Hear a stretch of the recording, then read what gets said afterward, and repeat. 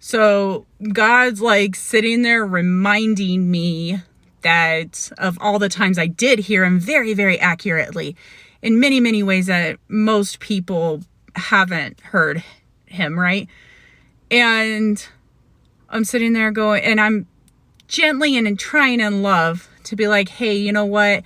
Actually, I can explain this to you. I can explain that to you. Because his problem was that God had told me to remain single, but my great desire was to get married. He goes, do you really believe it was from God? I'm like, yes. He lined it up with scriptures. He lined it up with my calling. I cannot get married because the calling he has on my life, it just would not work out.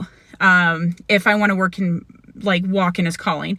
If I would have gotten married, I believe I could have still been a Christian. I just wouldn't have been walking into the path that he wanted, for me.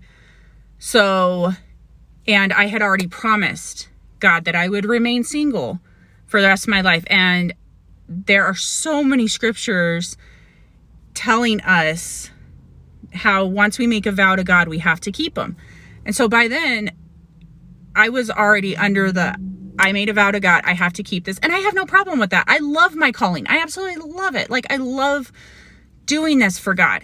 And so I was trying to gently explain all of this to him, how I knew, like, I have scripture to back it up. I have things to back it up. And I was trying to gently explain to him how I knew what I had heard was from God. I am willing to explain anything to anyone when I claim it's from God. Okay. Like, usually I have enough evidence backed up behind it. I try not to say if it's from God until I have that evidence, like God brings me into knowledge through the Bible, through something, right? And he refused to take it. He refused to admit that he may be wrong.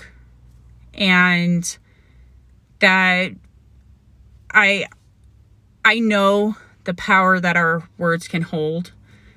So I never once tried to curse him. I went, I hope that you get to know God one day.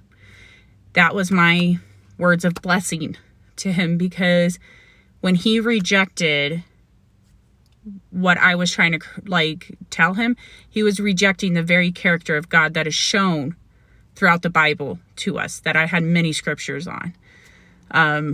There's more that I would like to tell you, so let's go to part 4.